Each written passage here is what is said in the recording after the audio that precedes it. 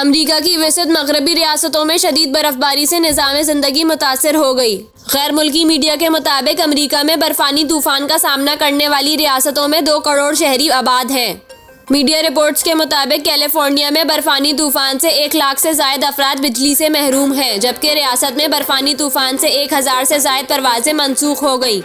Minnesota, Wisconsin और Dakota में बर्फानी तूफान की वजह से स्कूल समेत सरकारी दफातर बंद हो गए हैं।